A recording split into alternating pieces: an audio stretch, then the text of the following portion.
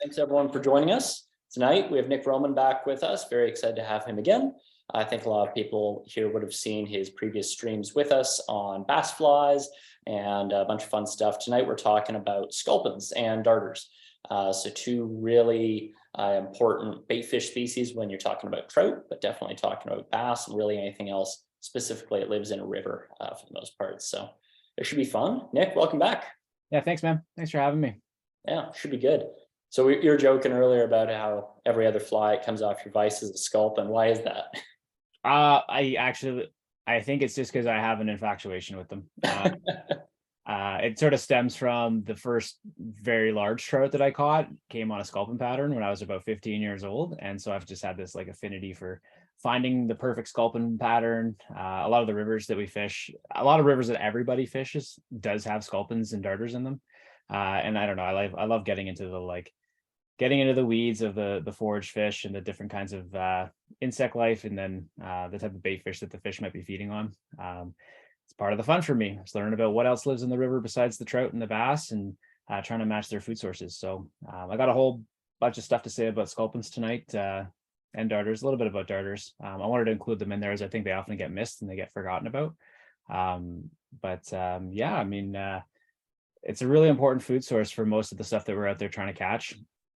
I know the title of this is a trout's bait fish of choice, but as Chris kind of alluded to already, everything that's in the river is going to be eating these fish or eating these bait.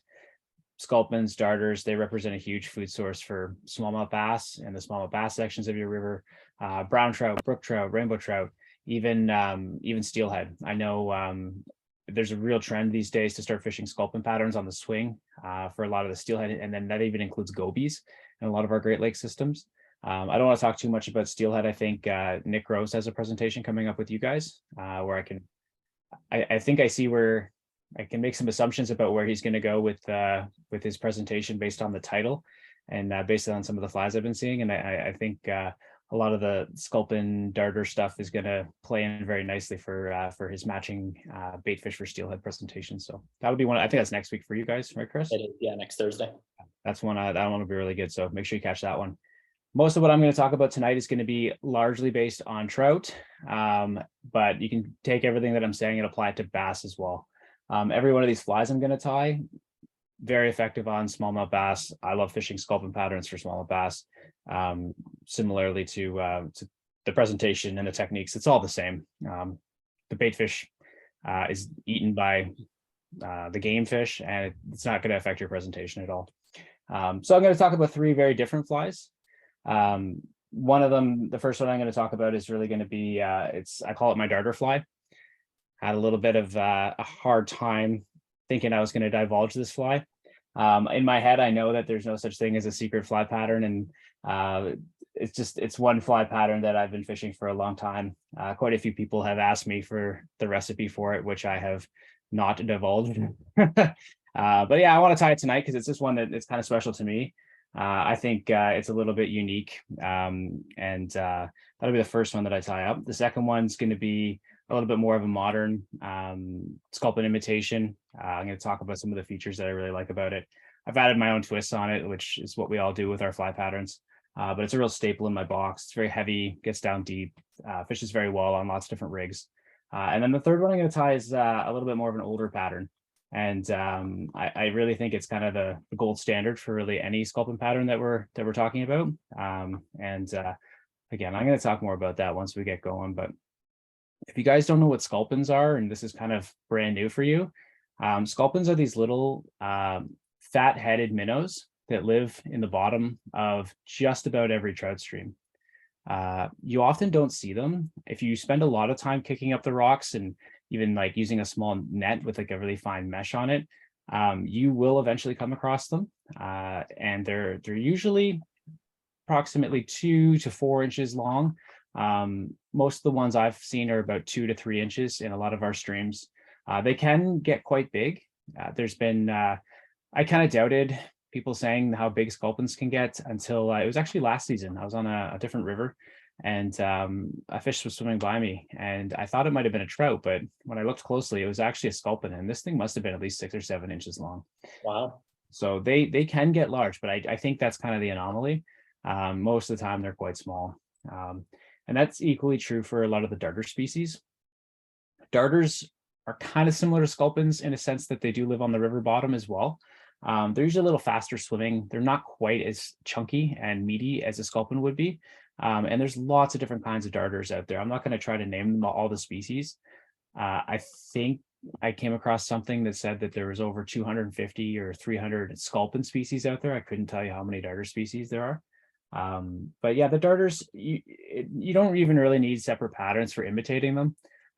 Some of the species like the rainbow darter can be very brightly colored. So if you want to add a little bit of bright colors to some of your flies, I think that would just be more than effective to imitate that species.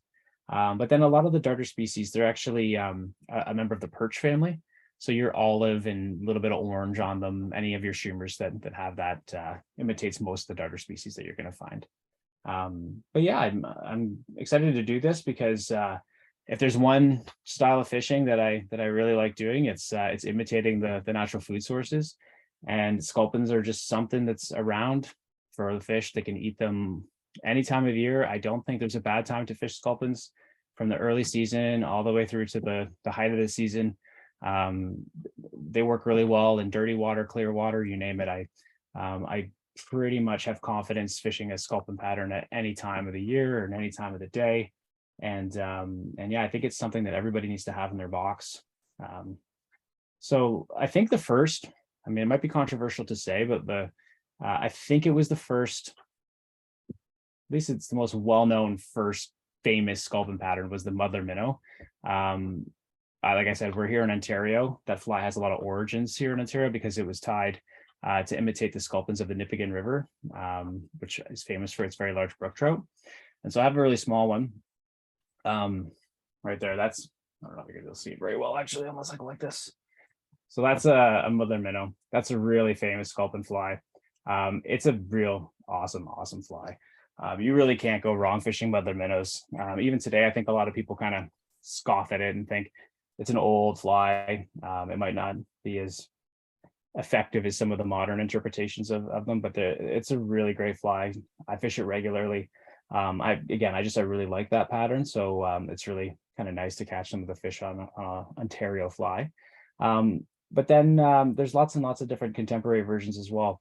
Even another really famous fly would be the slump buster. I don't know if you guys have seen slump busters before. I'm sure you have at some point. That is an old go-to fly for me. I've been fishing that for many years. Caught many nice fish on it. I don't want to tie that one tonight because I think some other tiers through some of these live streams have already covered the slump buster pretty effectively. Posted a version of it today on Instagram, actually. I did see that. I think it was the one that Matt tied, right? A little bit of a mini one. The little mini one on a jig hook, right? Yeah, and actually I started fishing them on a jig hook a long time ago as well. And it doesn't matter if you're fishing it on the standard, regular hook with a cone or a bead. Slump buster, hard to beat that fly. Very effective. To me, it's almost like a darter imitation because it kind of looks like a little perch if you tied an olive. But absolutely effective fly. I sort of see that as like a baseline pattern that everybody probably has in their box already, I'm assuming. If you don't, it's a good idea to throw a couple in there, but I'm not going to tie that one today. I just wanted to show you one that I've probably fished that one the longest and had a lot of success fishing that. The one I'm going to tie today is just a little bit different.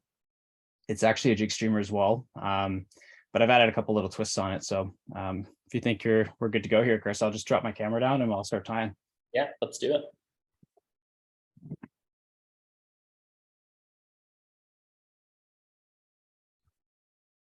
How's my vise? Is it nice and sharp and focused there? It's great. Awesome. Okay, so jig streamers, they're all the rage right now. To be honest with you, I think a lot of different streamers could be considered jig streamers. Clouser minnow is really a jig streamer. That one's been around for a million years. But now we're tying a lot of streamers on jig hooks, Euro nymphing, tightline nymphing, mono rig. That style of fishing has really taken off. I really enjoy that type of fishing. I feel like it's a very versatile style of fishing, which really lends itself well to a lot of our rivers, that especially those that have a lot of pocket water. I spend a lot of time nymph fishing. Absolutely love nymph fishing, but then a comes a time when I'm had enough of the nymphs and I want to tie a streamer on. So tying up some of these jig streamers, I think, is a really, really great way to kind of make your approach on the water that day a little bit more versatile. I think that fishing a really large, heavy, maybe a big streamer like this on your 10-foot 3-weight nymphing rod is you're going to be asking for trouble. I've had a lot of issues with doing that and keeping or getting a proper hook set on the fish with the large, longer, flimsy rod.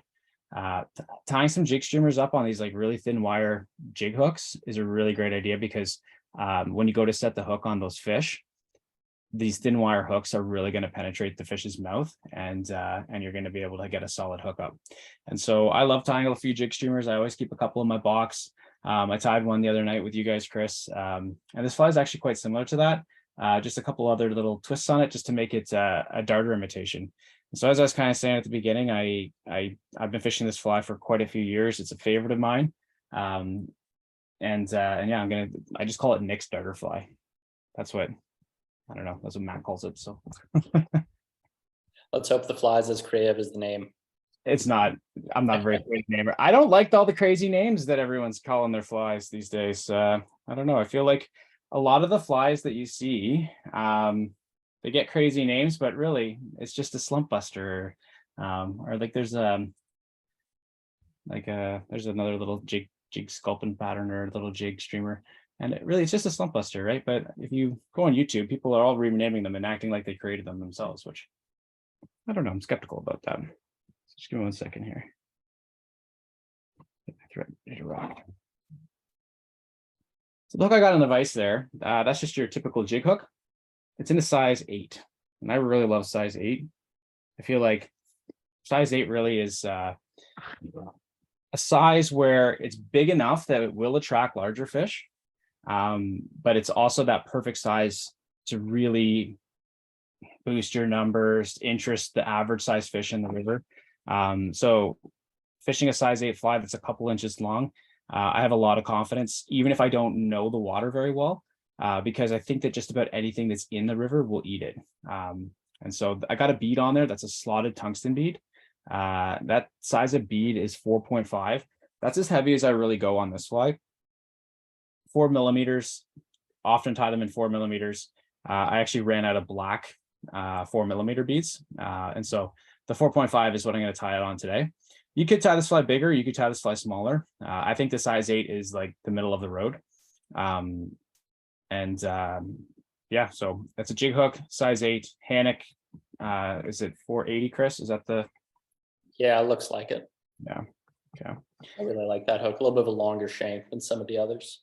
Exactly. It's just long enough that like you can get a little bit more material on there to get that length of a fly. To be honest with you guys, a lot of these jig streamers, they're really just reliant on either marabou or rabbit hanging off the back of it. And then whatever else you put on there is kind of your own personal style. And I always encourage everybody to give your flies your own personal style. That's pretty much what I've done with this one. And I mean, I've acted for a long time that this was some kind of Nick's secret fly, but in reality, it's a olive woolly bugger with a few other things attached to it. But it works well. Okay, so I got my black thread tied on there. As I mentioned, I'm going to be starting with a nice plume of marabou. I really love a Sculpin olive color marabou. It's like an olivey brown color. This one here is a perfect size feather for what I'm going to do. I think we talked a lot about at the streamer presentation that we did in shop, just about picking nice marabou feathers. You want something that is got a lot of like movement to it. It's not a stiff feather. Sometimes you can get long stringy fibers poking out of the top of the marabou, and those aren't going to move as nice in the water. So I selected this one in advance of the event or the tying here. And what I just did there is I pulled the center part of the feather out, and that's just, I don't want to see that stem, if you will, poking at the back. So I've pinched my marabou here. I got just enough to create a tail that's about 1.5 times the length of the body of the hook here. And so if you wanted to measure it, you could, but I like a pretty big tail on it because that's, again, really what the bulk of this fly is marabou. All right, so you got your marabou tail on there. I've kind of used some of the bulk of the marabou to ram up against the bead just so my bead doesn't go anywhere. Next material here, this is something I've really fallen in love with. It's Arizona semi-seal dubbing. It's a very, it's got a little bit of a shine to it, and it is very spiky dubbing. So you can brush it out a little bit and you're going to get some texture to your fly. It's there is some flash built into it, but it's not like ice dub that's overpowering. I actually used to tie this fly entirely out of ice dub. I think that was great and it worked, but I felt like it was a little bit too flashy. And a lot of times when I'm tying sculpins and darters, I don't really want them to be too flashy. I'm going to put a material on here in a little bit that is going to be flashy, but I don't want it overdone. You do see a lot of sculpin patterns that have flashaboo and like cactus chenille and polar chenille on them. I'm not a fan of those personally. I think a lot of the rivers we fish, these fish get a lot of pressure. And I think sometimes the flash can turn them off, especially in clearer water. I think I've said it prior. If I'm going to fish a flashy fly, I'm going to go all the way to the end of it. I'm just going to fish a Creelex or something like that, that really just has a ton of flash and lights up the entire river. But I'm probably not going to fish that in the same kind of conditions. I'm going to fish something a little bit more subtle like this. At least that's my system. So I got a little pinch of dubbing there, and I'm just going to dub the body. On this size of a fly, you don't need to do a dubbing loop or anything like that. It's kind of a spiky dubbing, so like put a little bit on there. You don't need a ton. You don't want it to be really bulky, because my MO here when I'm talking about jig streamers is I want these things to sink. I want them to get them down near the bottom, down where the sculpins and the darters live. I actually put a little too much on there, but oh well. I don't want it to be a very bulky type of streamer. I'm going to tie some of those later. They have their purpose as well. But for this one, I'm talking something a little on the lighter side. I'm going to be fishing it on a 10-foot 3-weight or a 10-foot 4-weight typically. And I'm going to be using like a mono rig or a Euro nymphing line to present this fly. So I got my dubbing on there. I'm going to take my little dubbing tool, my little dubbing brush, give it a rough little brush there just to pull some of those fibers out. I like a buggy looking fly.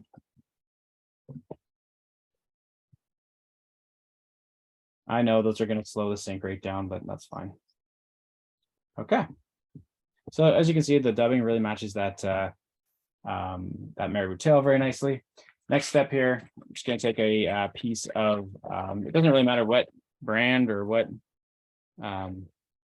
even what type of hackle you're going to use. I really like a little bit of orange on a lot of my sculpins and my darter flies. As I was saying, the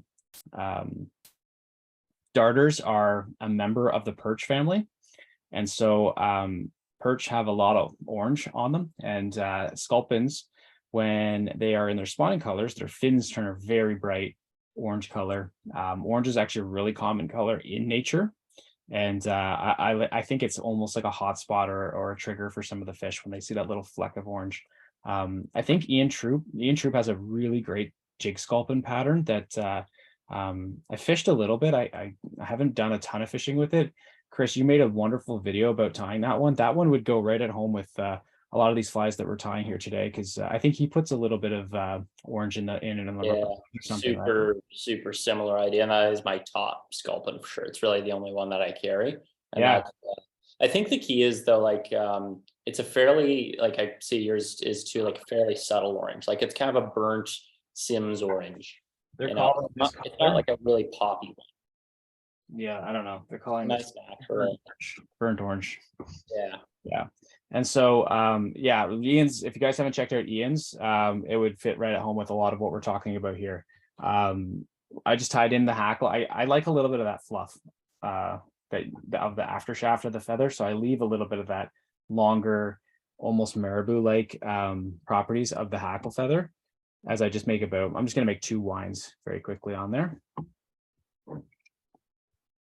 And that's enough. So what did I do? I basically just tied you a simplistic jig bugger of a fly. Now, if you've never seen a rainbow darter before, do yourself a favor and Google image rainbow darter. They are a vibrant little fish. They have a olive body. They have orange all over them.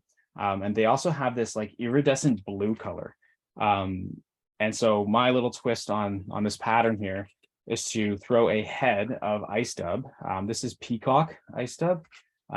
It's the ice 282 color. And so that's just your standard peacock. It's quite, I don't know if it's showing up on your camera there, but it's quite an iridescent bluish, greenish color. I know Kevin Finstra out of Michigan talks a lot about the fish catching properties of peacock ice dub. And really that's where this has come from.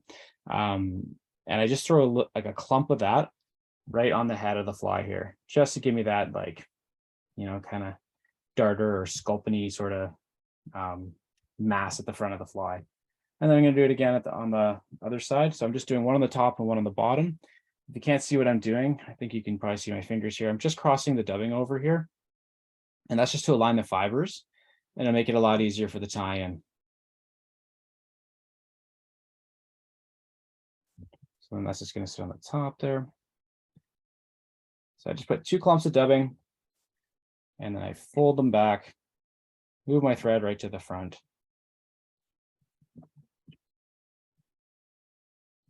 And that's it. And then whip finish or do your half hitch, whatever you like. Can you see that fly okay, Chris? It looks a little bit far from you there. Yeah, I mean, maybe you can hold it up after, but got pretty clear view as you tie it there. There we go. Nice. That's cool. I'll admit I don't use enough of that peacock ice dub, but I like that application there. It's cool. It is really bright. It's not subtle at all.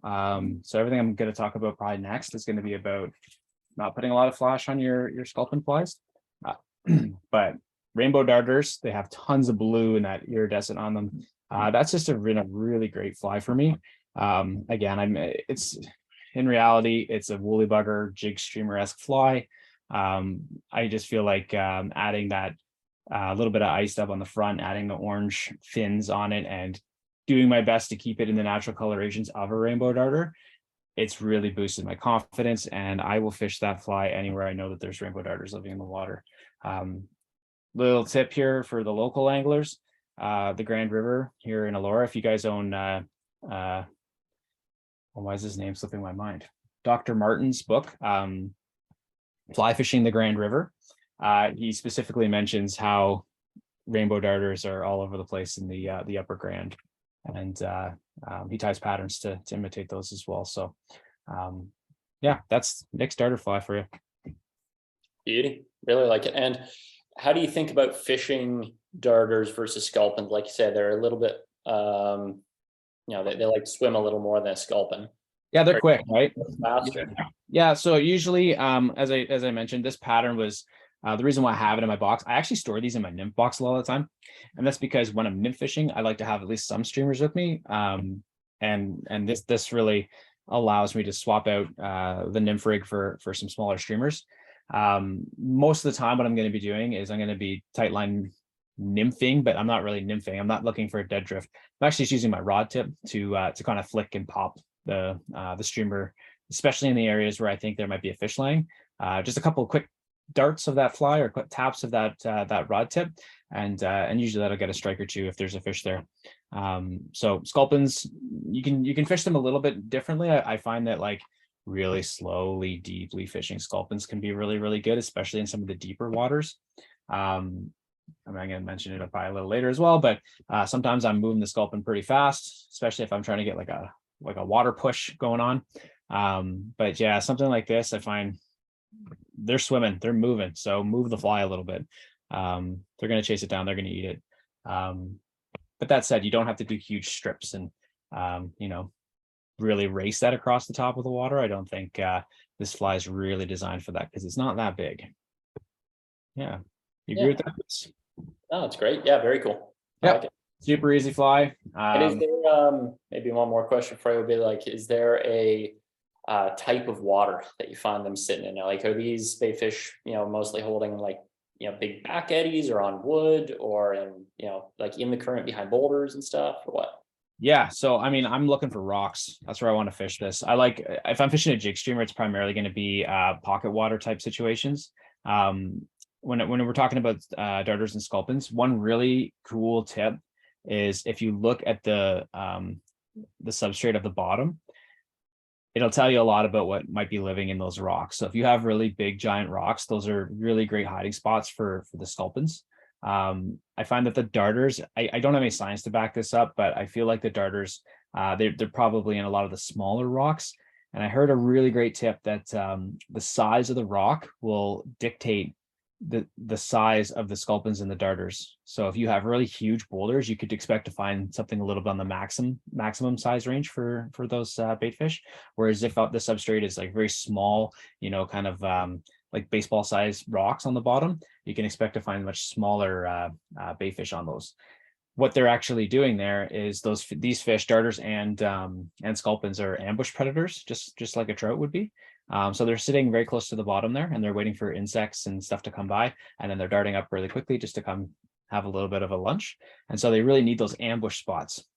So coincidentally, that's oftentimes where you're going to be finding the fish, right? So they live right there amongst where our quarry is. And I can see a question there. Someone's asking if I've ever fished it on still water. I don't see why you couldn't. I've never tried. So I don't see why you couldn't, though. It looks just like a little perch or something. So it'd be a great stillwater fly, I have no doubt. Yeah, we fish, there's a fly called a thin mint that works pretty well on still waters. And it could just be like a dams or something. Probably want to fish it depending on where you're fishing it, what for. Like if you're fishing it for bass and you want to be just like in amongst the rocks, it'd be fine to fish it like that. If you're fishing it for trout, I'd probably tie it lighter. So you tie it lighter? I think I would. No? Yeah. Oh, for sure. Yeah. For sure. Yeah. The bass you could get away with like a pretty heavy duty hook and a heavy duty weight on it. It'd basically be like fishing a bass jig, right? It's just like stillwater trout, they tend to suspend and look up. So fishing right on bottom isn't usually super productive. Like in a river, fishing a sculpin on bottom can be great. In a lake, almost never want to be right on bottom for them. But then for bass, they'll nose down right in there and find great fish and stuff. So yeah, my personal style for fishing still waters is I'm usually using a very lightly weighted fly, or I'm using a completely unweighted fly. And I'm really relying on the sinking lines to present what I'm doing. Therefore, jig streamers and stuff, I haven't fished very much of those on the way I kind of approach it is for still waters, I'm right with you. Use the line to control your depth because it's a lot more predictable and you're pulling the fly straighter. But then I do like having some weighted flies, not usually super heavy, just because you get a different action. So you can get like more of a jigging up and down erratic action on a weighted fly versus like my leeches I tie a lot lighter, so they kind of just glide. It's a little straighter. Yeah, man, it makes perfect sense. All right, so we're going to be on to our second fly here. This one's a little bit more involved, but not too much. The third fly is extremely involved, so yeah, we'll get to that one. But so we're onto a sculpin pattern now. This is like one of my favorite sculpin patterns. I'm sure you guys have seen a lot of flies that look just like this one. It's one that has that sculpin helmet on it, and everybody likes these sculpin helmets. And they serve a really important purpose in my box. They are heavy. So they are a very, very heavy fly. And they'll get right down to that bottom, right where the sculpins are living. I see a lot of people fishing these types of flies. That's like a really great pattern, to be honest with you. That's a Rich Strola's headbanger, articulated fly. It's a little on the big side. I've had some success fishing these. That's about as big as I'd go for a headbanger sculpin. I would even maybe claim that that's one of the better articulated streamers that's come out in the last like 10 years or so. But a lot of times people are tying these patterns with all kinds of flash built into them, really, really big, up to 6-7 inches long. And a lot of times the sculpins that we have in our rivers, they're just not quite that big. So I think it makes a lot of sense to have something a little smaller. A lot of times when you'll see somebody tie like a bunny sculpin like this, is it'll be all just one uniform color. And I don't like that.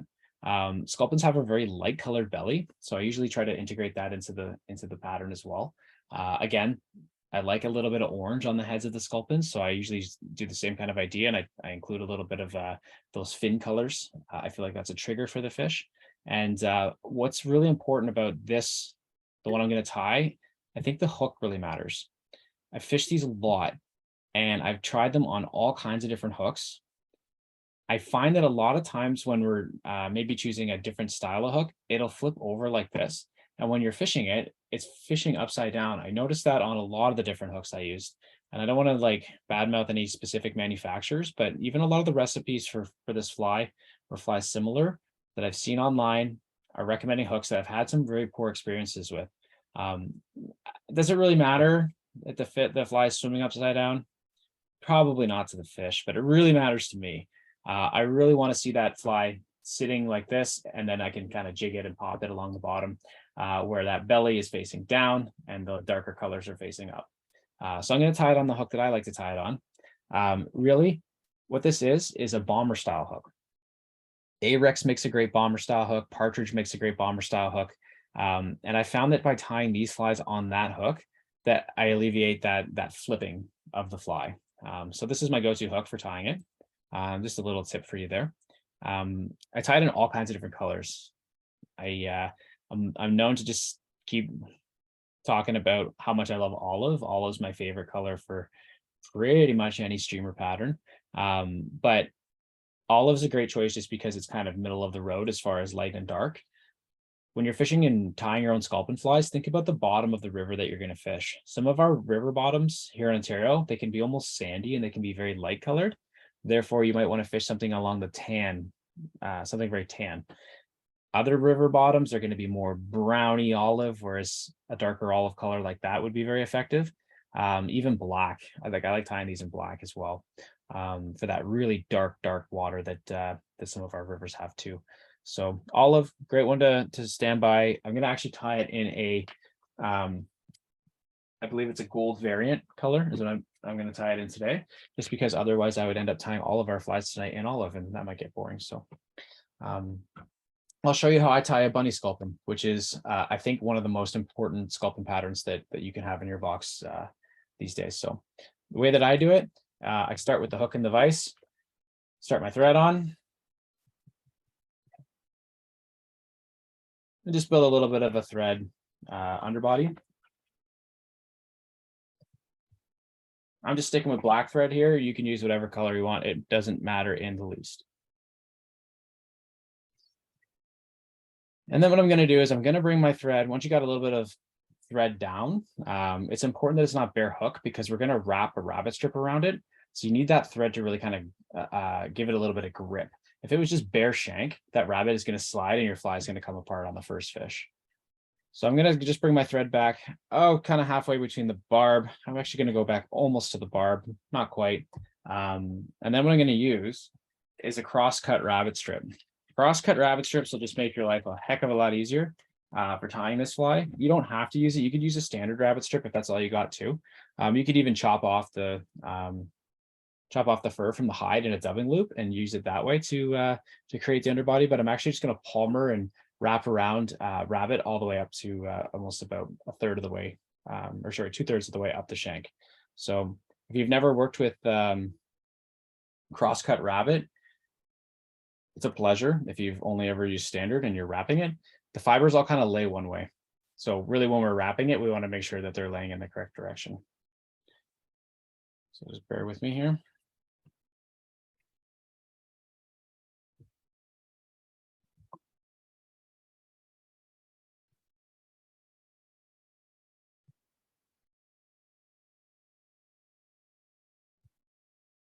Okay. All right, so I'm just going to do is I'm just going to be wrapping my rabbit fur all the way up the shank of the hook, stroking the fibers back as we're going up. And as you can see, they lay down nicely and they don't really get trapped kind of underneath themselves like it would if you were fishing, if you're tying with a standard cut rabbit.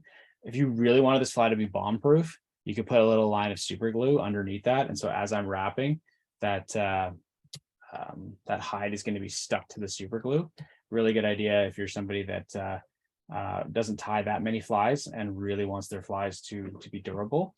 This fly is something that you should tie quite a few of. It's heavy, and it's going to be on the bottom, and you're going to be fishing it amongst the rocks. You're going to lose them. It's just part of fishing near the bottom. So a lot of times I won't take those extra steps just because I know that it's highly likely that I'm going to be losing some of these flies. When I get to this step here, I then am going to take my rabbit strip. So as I said, I'm going to use a slightly different color.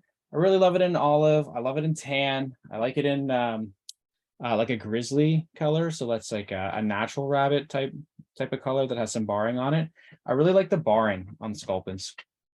A lot of the species of sculpin, or a lot of the sculpins that we have in our rivers, are actually the mottled sculpin, and they have a lot of barring on them. So choosing and purchasing rabbit strips that have those markings on it, I think it really just looks a lot better, and it's probably a little more along the lines of what the fish are seeing. So I'm actually just going to pop my fly out of the vise. And then we're going to take the point of the hook here, and we're just going to ram it and puncture the hide without hooking ourselves. Okay. So there we go. And if you made it too long, that's totally fine. You can always cut that later, which is what I'm going to do with this one. It's just a little bit too long. But now I'm just taking that same rabbit strip and I'm folding it down across the back. And I'm just going to secure it with a few thread wraps here. You want to make sure that you're leaving some space at the head, because remember, we're putting a sculpin helmet on this one.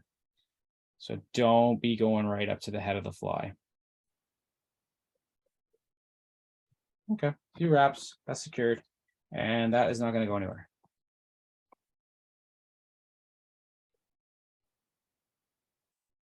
I don't think it's going to go anywhere. Okay, so we'll cut that at the very end. So now we just got a mess of rabbit fur on there, but we have that two-tone body. I love the two-tone body on a lot of my flies. I think it's, again, a little bit more natural for the fish to see that white belly or that tan belly. You could also use a very light tan here. I'm using a tan rabbit strip here, so I wanted to use a white belly on this one. But on the olive one that I had there, that's got more of a tan color underbelly on it. Now what we're going to do is we're going to build those pec fins on this fly. What I'm going to want to do is just take one of those same hackle feathers. I'm going to find a little bit bigger of a hackle.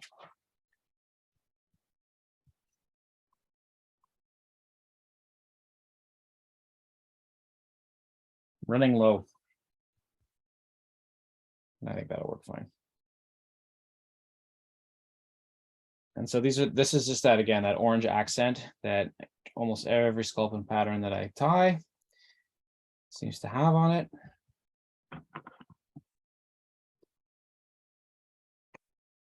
And I didn't even use most of the feather. I actually cut off the tip there. So I'm actually just using the longer fibers and that really fluffy part of the after shaft, which is almost like a marabou. You could use marabou if you were really, if you didn't have any kind of hackle that has this, but I typically will use a hackle, or chickaboo is another material that works really well for this. So that there is our pec fins. And the most important part of a sculpin or a sculpin imitation is having a big, broad profile. And so putting a bunch of materials on near the head here is a great idea, because you're just going to keep building up massive material. And then when that all slims down to some extent in the water, you're still going to keep that, that profile going. So last thing I'm going to do here, I just got a little bit of this material here is they're calling it like a grizzly marabou. It's not even really a marabou. It's more of a like a chickaboo type of material. I just have a bag of it here that I got. But Chris, what is the actual name of that stuff right there?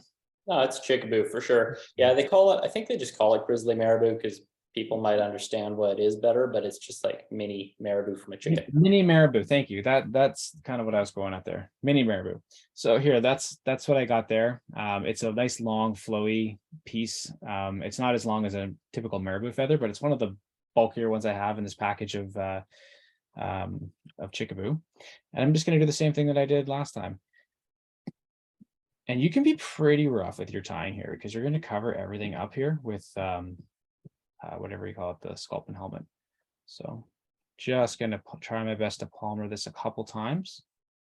And I'm just getting lots of bulk on there. And that thing is going to move so much in the water.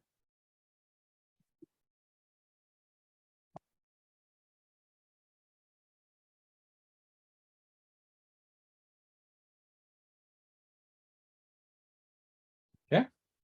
And then I'm going to kind of push it back a little bit with my fingers.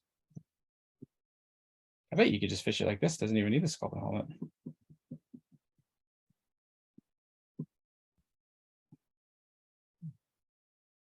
Cool.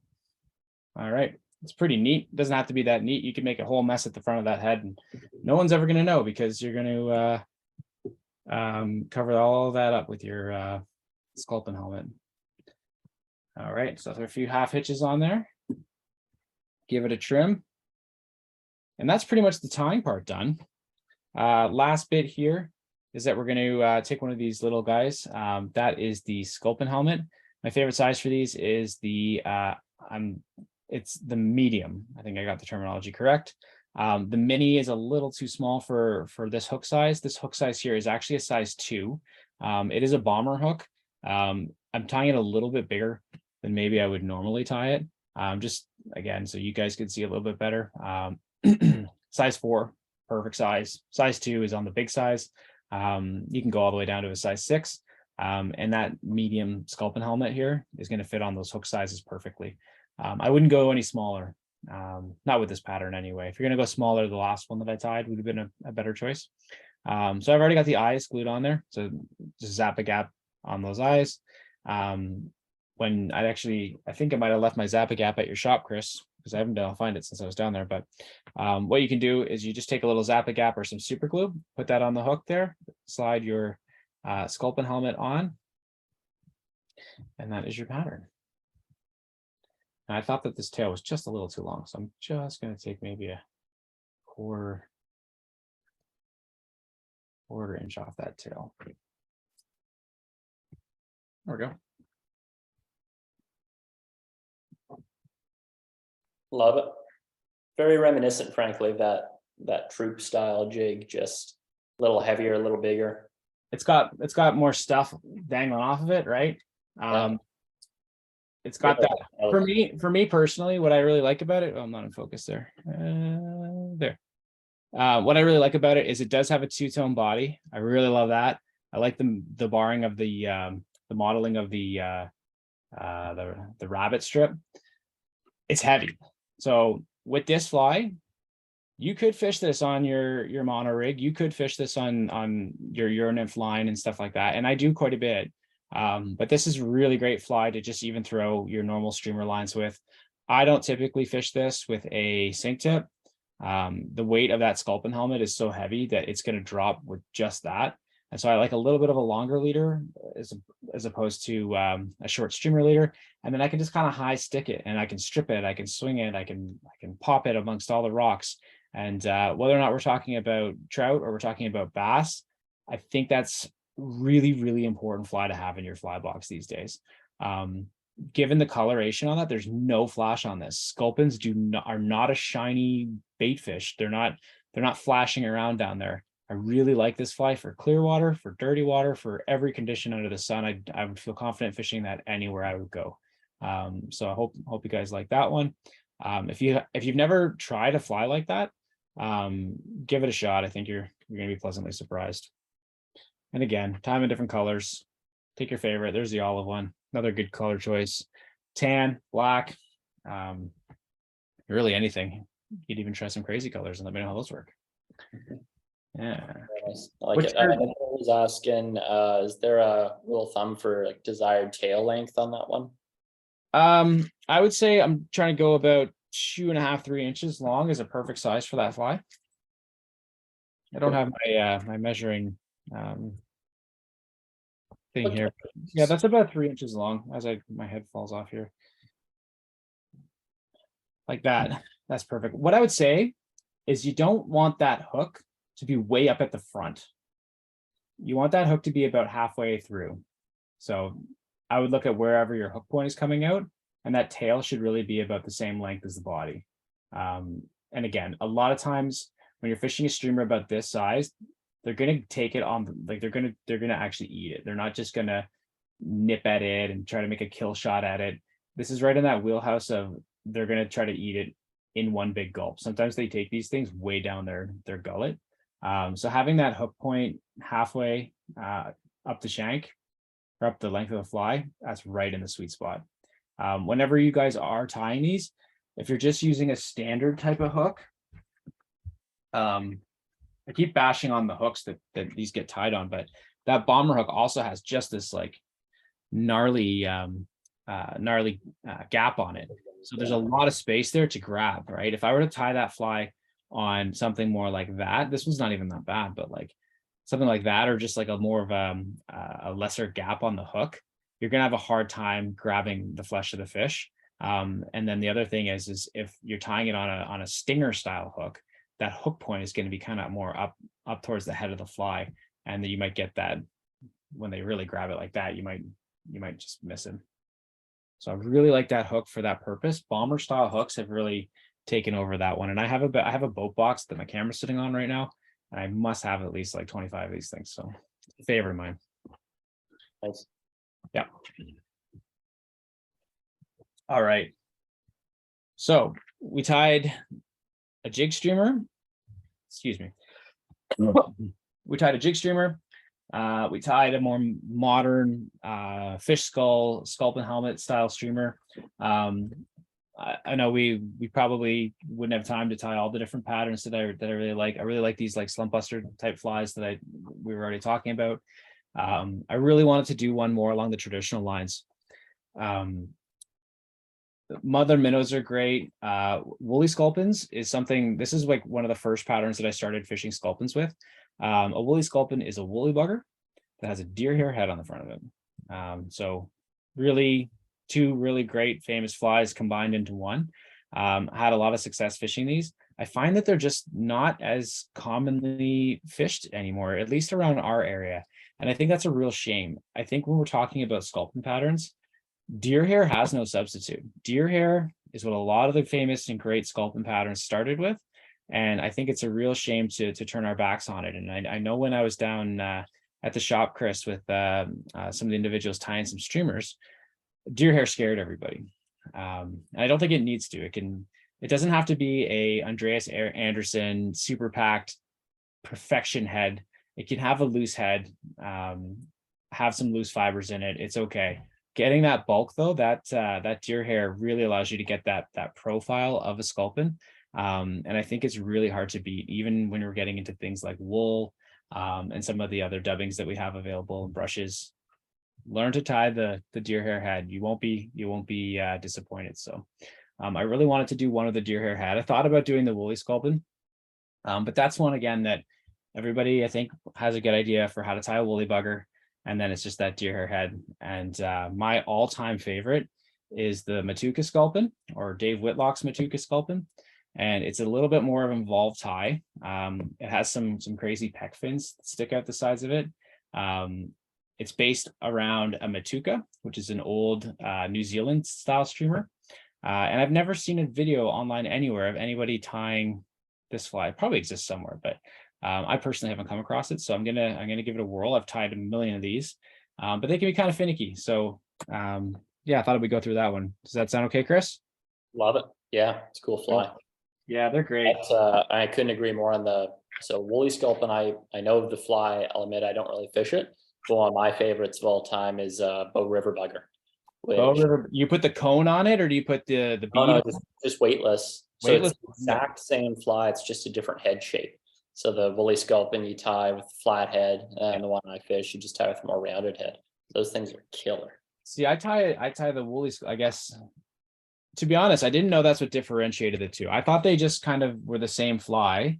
Well, I just assumed because it's both a bugger with a deer hair head, but Yeah. And then, I mean, if we want to get into the origins of it all, so what we're talking about is that woolly bugger body, with a deer hair head on it.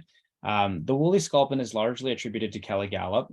I believe he got the idea, maybe not, maybe he came up with it independently. But a really old fly is the shank sculpin, which didn't have the hackle. So it's a marabou tail, wool body, tapered to have that start really small and get wider, and it's just wool wrapped on, and then that really big broad head. That fly, I think, I couldn't even guess how old that is. It's going back, I think maybe the 60s. Anyway, don't quote me on that. You can look that up. But the shank sculpin is the very simplistic version of a lot of these patterns.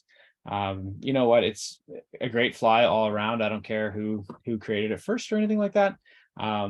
But I know Dave Whitlock is largely attributed to his Whitlock sculpin is the Matuka sculpin, and I love tying it because I think when I think back to my dad's fly box when I was just like a little kid and looking through his fly box, he had a really tiny little like Matuka sculpin. I'm not sure where he got it. Probably ordered it out of like an Orvis catalog or something. And I used to just stare at this fly. And I didn't even want to fish it because I was scared to lose it. But I would look at the deer hair head and I'd always be running my fingers over it. I couldn't figure out how they would ever get deer hair to do that. So being able to tie at least an acceptable version now, it's kind of, I've always had a love affair with this fly, and it fishes really, really well. It's got that perfect taper and that perfect silhouette of a sculpin. And I'm going to talk about how to fish it because it's very different than these last two flies that I tied. So I'd like to just get through the tie here because it is a little bit more involved, and I may make a mess of it. We'll see. Highway.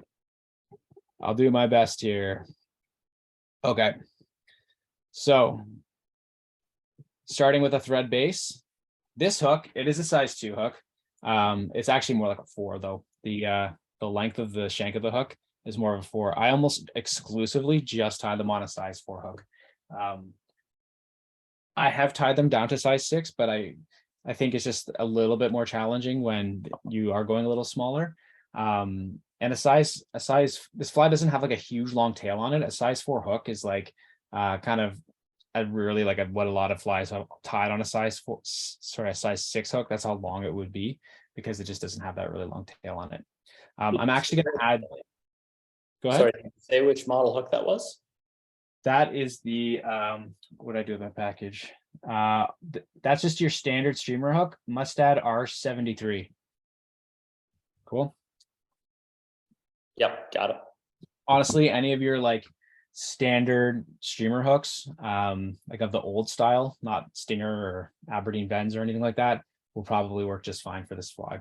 It's got a downturn eye on it. It's a heavy gauge wire. We're hoping for some larger fish with this, so heavy gauge wire is a good idea. This is one I'm not fishing on a Euro rig or anything like that, but I'm going to talk about that after. So this fly, I want to put a little weight on it. Deer hair, very buoyant. It can roll around on the top of the water if we're not sort of set up properly for fishing it. And so I'm actually going to add some wire. This is 0.25, I believe. And I'm just going to add a little bit of wire on here.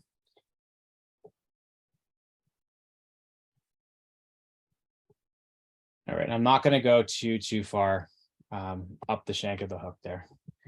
You could use lead-free wire as well. This is lead wire.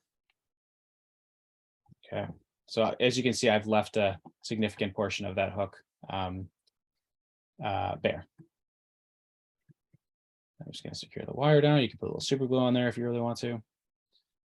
All right, and then the first step I'm going to do is just take some wire.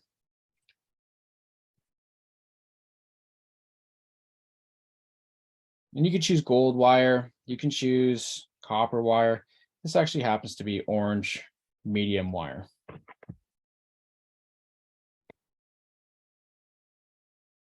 So I'm just going to tie my wire in, and that's going to function as a rib on this fly.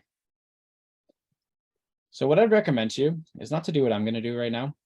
I would tie this with a lighter color thread. I'll actually have it right there.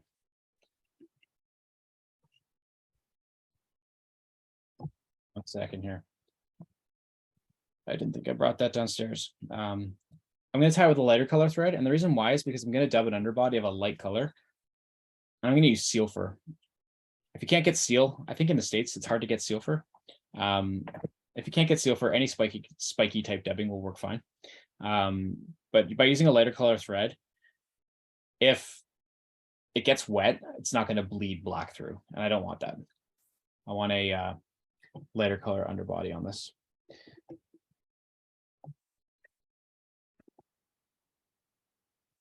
All right. Okay. So I got some seal fur. That's cream. And what I'm going to do with this is I'm just going to create the underbody for the fly. And that's that belly color of the sculpin again that I keep coming back to about how I really like that two-toned coloration. That's what we're going for. So I'm actually starting at the front here. You can see that. Reason why is because I'm just going to go over this very roughly. And then I'm going to pin some of that dubbing down. And then I'm going to put another layer of dubbing over it. And you can build a little bit of a taper, but the real reason why I'm doing that is because seal fur is so spiky. And when I pick some of it out, I don't want to see lead wire wraps poking through. So if I brush it out too hard and I've only done like one dubbing rope on there, you're going to brush it and you're going to expose that lead. And it just kind of looks sloppy. It doesn't look as good. And this fly takes a little bit of time to tie this one. And so I really want to do it right.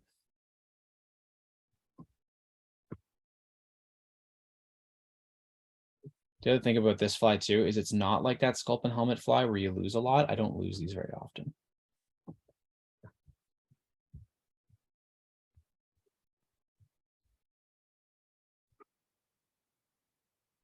Okay. So again, I'm saving a lot of that hook, if you guys can see. My vise is on a little bit of an angle, but I think you can see it okay. All right. So now what I'm going to do is I'm just going to take my trusty, whatever you call that, Velcro or dubbing picker, and just rough it up. Again, we just want to have that rustic looking body of the fly. So as you can see, that dubbing really picks out a lot. Again, sometimes I'm tying and I have a habit of running out of the material that I need, and I'm not afraid to substitute whatever I have. I do that a lot. I know a lot of individuals want the exact material that they've tied with previously to keep the consistency, and I really do respect that. For me, I don't, maybe I'm just not as, I don't have as much attention to detail, but when it comes to seal fur, I mean, there's some great substitutes like this Arizona stuff, but I love that spikiness that you get out of it. I think it's hard to beat. Okay, this is one of the more challenging parts of this fly. So I got this is some soft hackle. It's kind of like I've had this a long time. I have all kinds of this type of material. It's really great for soft hackles. Chris, help me out on this. It would be called Brahma hackle. Yeah, like a Brahma hen, but it's like just a large hen. Yeah. With relatively like sort of medium stiff stem is what you would need. Exactly. So I imagine a lot of you that might have had like, those beginner starter kits for fly tying, there's probably some of that stuff in it. You can usually find them for a relatively good price. It's not like premium grade hackle that that'll cost you an arm and a leg. It's great stuff to have. Soft hackle, wet flies. This plays a really good role on those. I think tying sculpin fins, tying these Matuka sculpins, it's worthwhile having some of these soft hackles. It's one of my most used material in a lot of different things. So I knew I was going to mess that up. I'll explain what I'm doing in 1 second. Okay, so here's one of my feathers. I'm going to just do them one at a time. That way everybody can see. So this is the most challenging part of this fly.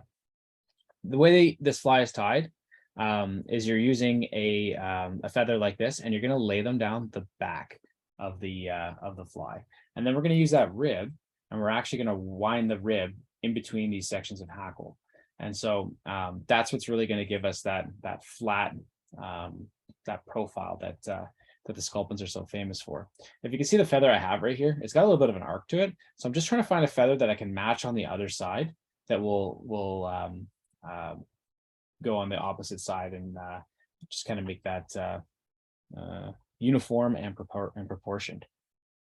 It doesn't have to be perfect. It doesn't have to be like super exact kind of feather, because we're going to be using that that wire to secure it all down. So I got one here that should work. All right, so if you guys can see that, those feathers are pretty well matched. What you're going to do next is you're going to lay that down the back of the fly just to kind of get your proportions right. And then right when that hook bend stops, I'm actually just going to clean off the feather a little bit and pull some of that fluffy stuff off. Okay. So that looks pretty good. And then very carefully, I'm going to tie those feathers in while keeping them exactly on the top part of the hook. Does that look okay to you, Chris? Looks awesome. Cool. Now, I used to tie these with just 2 feathers, but more and more I'm putting 2 extra feathers on it just to create a little bit more bulk on it. And it makes me think too that if like one of them gets ripped off or something like that, then at least I have a second, a backup feather. So I'm going to put in one on this side, and I'm going to get one more here.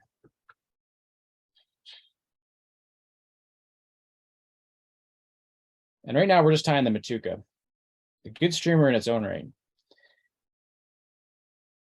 That's a pretty thick stem on this feather, but we're going to try to. Okay, I like that.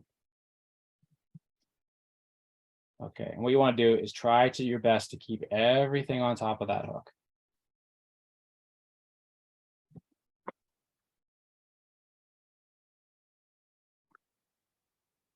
And again, keeping everything back from the eye as much as possible.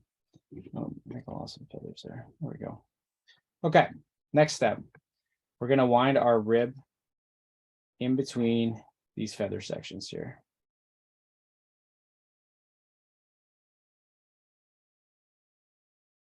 So I'm just kind of stroking some of those fibers back and trying to find a place for my rib to go.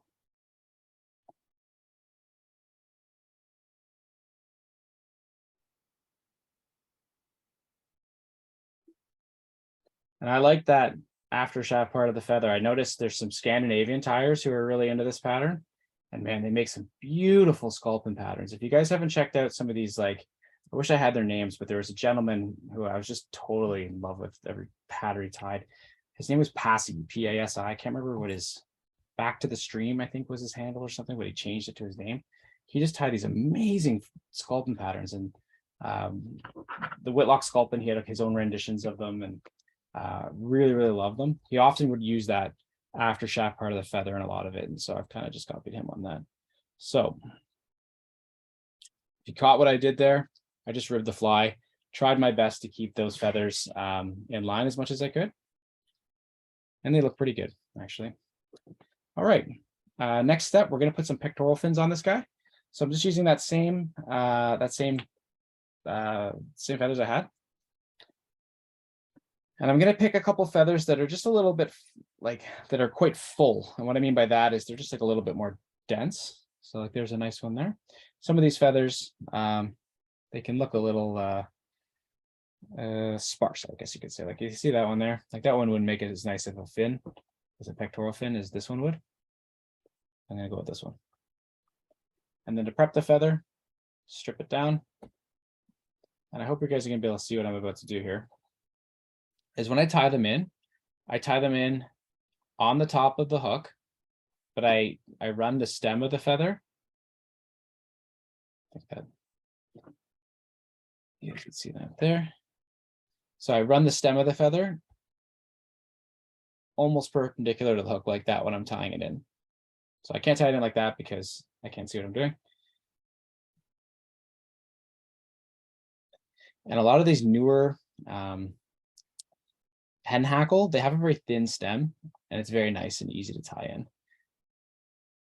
some of this stuff, like I said, this one here is a little older. Some of them have like this one can have quite a thick stem in some areas. If you're buying the new stuff, it's a lot better. And so I'm actually putting some great big fins on it.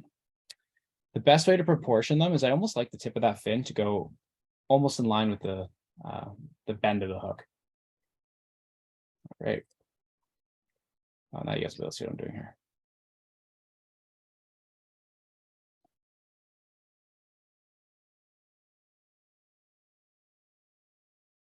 Okay, so this is how I tied them in. Can you see that? Okay.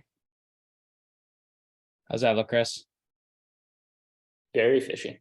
So Cool. you're doing them kind of cupping down and almost into the fly very slightly, right? Sounds exactly right. Yeah.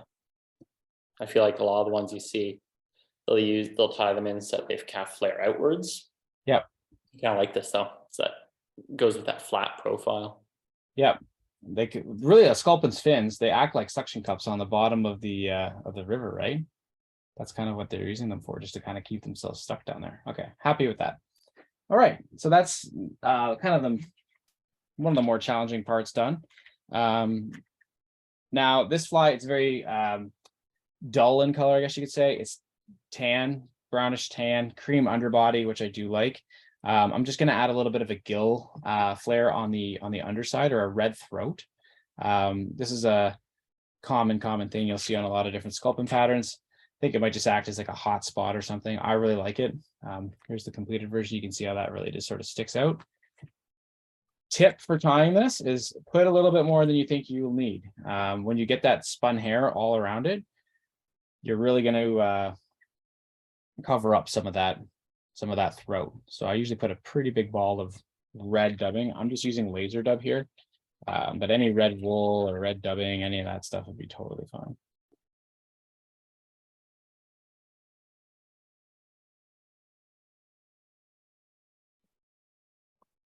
I think that's pretty good. Okay. And then when you're done there, you can quit finish, and you're going to get your stronger thread for spinning some hair. All right, well, spinning hair is one of those things that I like doing a lot. I don't consider myself to be an expert at it in any way, shape, or form. But I'm usually very happy with the results that I get. And so I'm going to show you how I do it. I think the most important thing when it comes to spinning deer hair is that it all starts with the hair that you buy. You can buy hair that is like specifically for spinning. This is like a primo hair. Deer belly spins really, really nicely. It's very hollow. So when you hit it with that tension of thread, it just naturally wants to spin. If you're getting your deer hair from a shop, talk to them, talk to Chris and Rob down at Drift, and tell them that, you know, I'm getting the hair specifically for spinning. Because that way you can be sure that you're getting the stuff that you need to. I tried for a lot of years to spin deer hair just with like some hair that somebody had shot the animal, and I was obviously using the incorrect stuff, and it was very difficult. So that's really what I would suggest as being get the proper hair, because you're really gonna be pleased with the results if you do. Yeah, it kind of comes down to like area of the animal for one. Like deer belly is great, like you say, but like you're going to show you can't get the same coloration with deer belly because it starts white, so the body that you're using is nice and mottled. But then if you get like a summer deer or a coastal deer, the hair is less hollow because the animal needs less insulation, and so it doesn't flare as well. It's better hair for like dry flies. So you want like maybe more of a winter animal or something. Problem with winter animals, they get more under fur, but you can always brush that out too. You want something with fairly straight hair, somewhat coarse, would be what I would say. You guys sell these longer strips, I'm Yeah, sure. we've got bigger strips. Yeah, this is the natural one. I'd say if you're going to buy one color, an olive and a natural, take your pick which one you like better. But well, I guess I'd say two colors. Olive and natural are two good ones to have.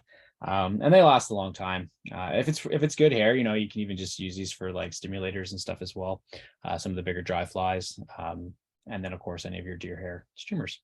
All right, so what I like to do when I'm doing the collar of my sculpin patterns, I'm kind of running out of room here. I didn't leave myself a lot of room, which I kind of said everybody should do. You can stack your hair here, but I'm actually not going to. This hair is not that bad. So I'm actually going to tie my collar in separate from my spinning. So what I've done, selected a clump of hair that's about the size of a pencil. I've clipped off the ends to the length that I would like my collar tied in, just a little bit beyond what I'd like the collar to be tied in as. And I'm just going to try my best to keep that hair sitting right on the top and just give me a little bit of a collar. Using my thumb, spread it out, but keeping it on the top, not spinning it all the way around. So that's the start of my collar. And then I'm going to do, this might seem a little strange, as I'm actually just clipping that a little bit.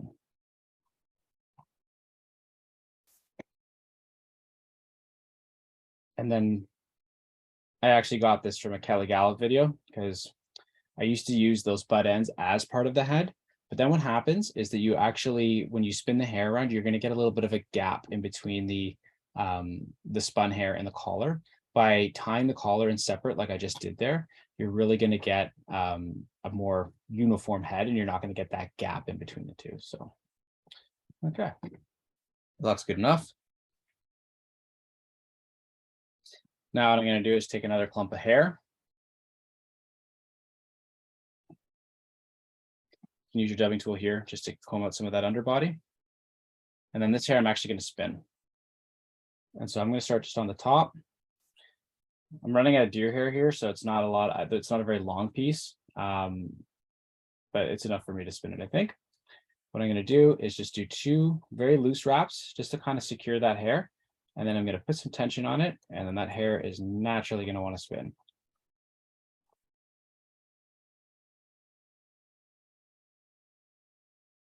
Did you guys see how I did that there? Not bad. And I'm going to pull it back, bring my thread to the front.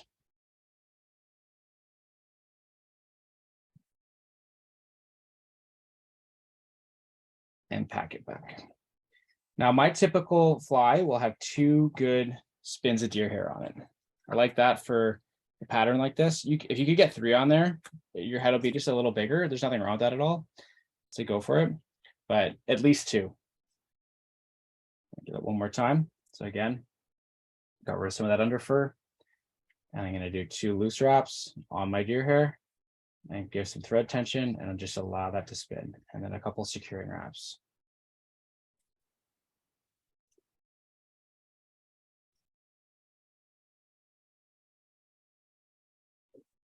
All right.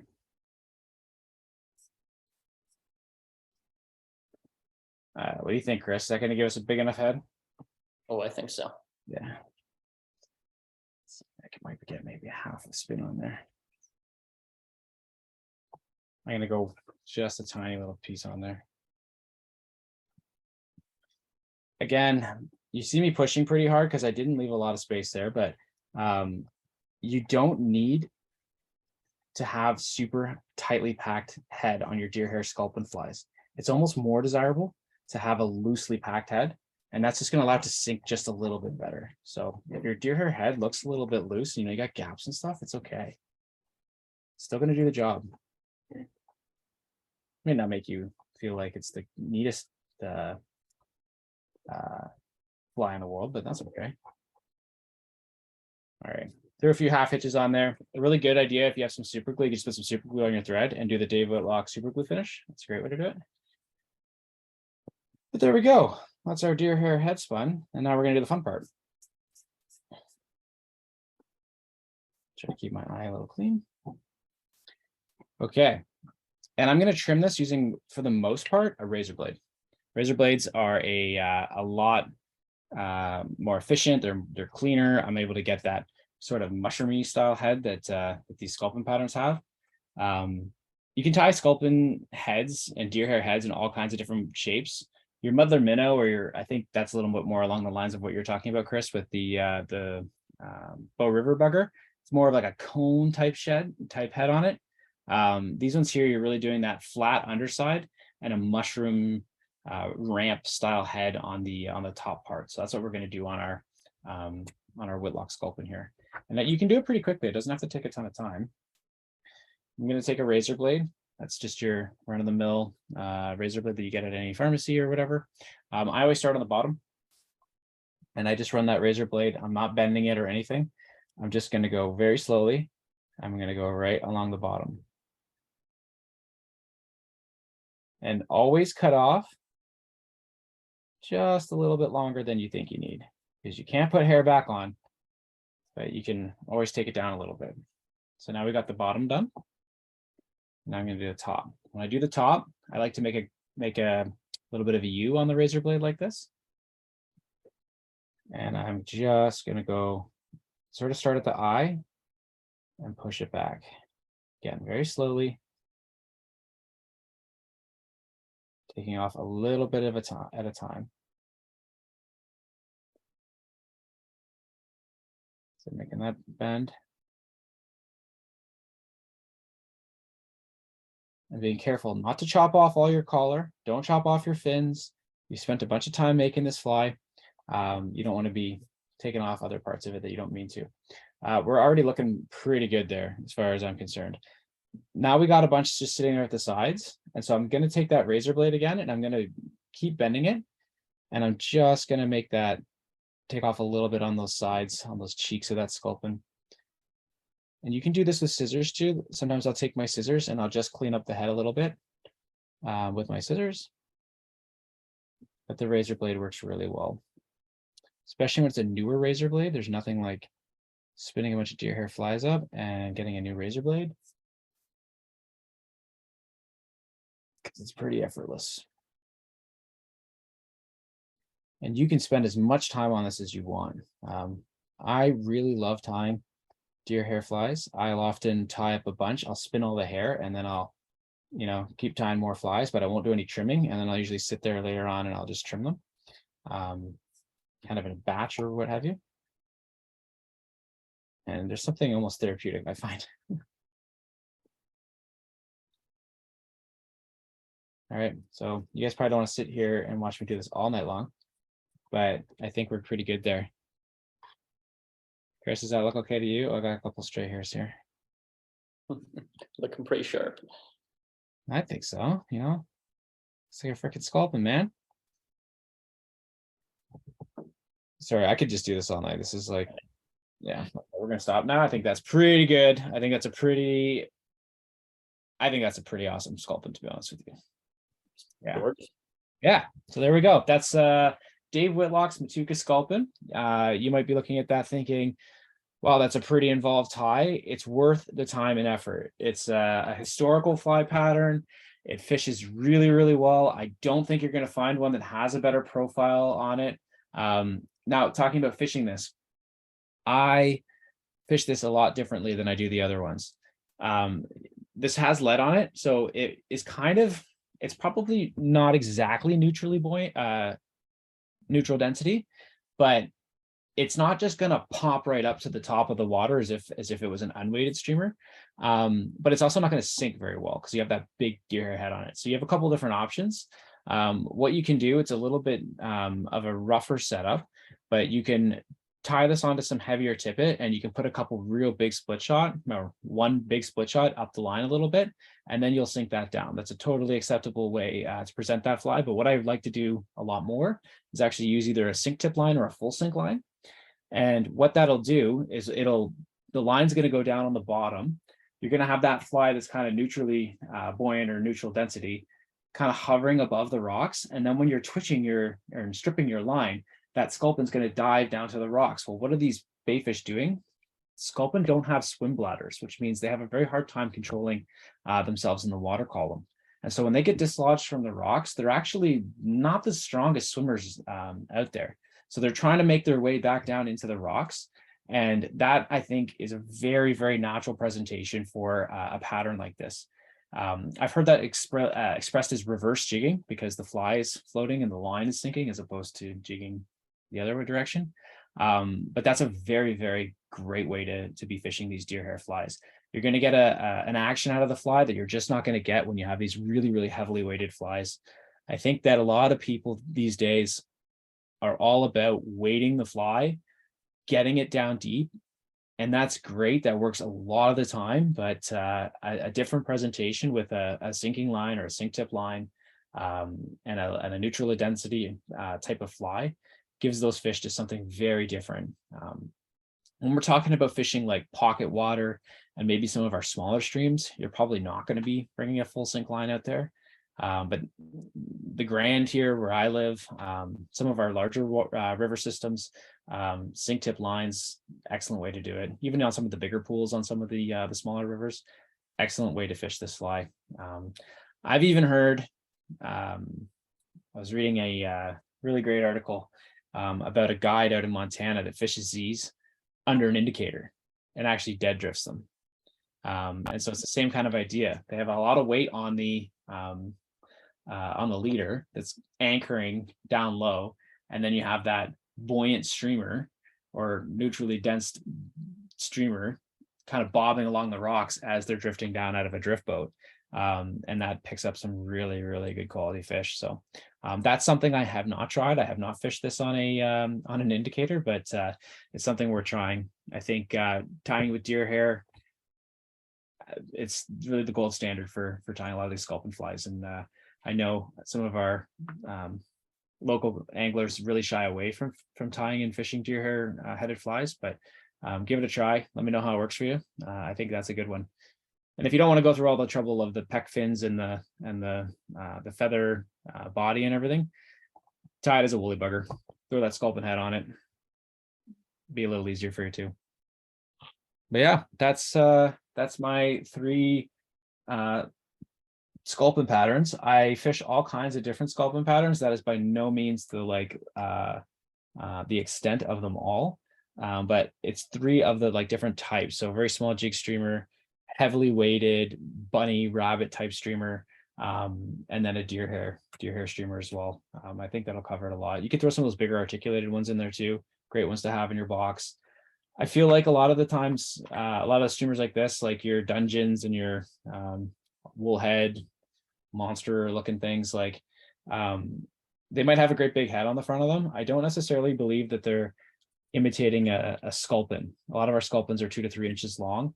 I think just because it has a great big head on it, doesn't mean that it's a sculpin. And that's what the fish are taking it for. I think a lot of times they're taking those as maybe being like a little trout or a larger bait fish in the water column. And when you're imitating sculpins and darters, keeping them a little bit on the smaller side, 2 to 3 inches long, you'll have a lot of success doing that.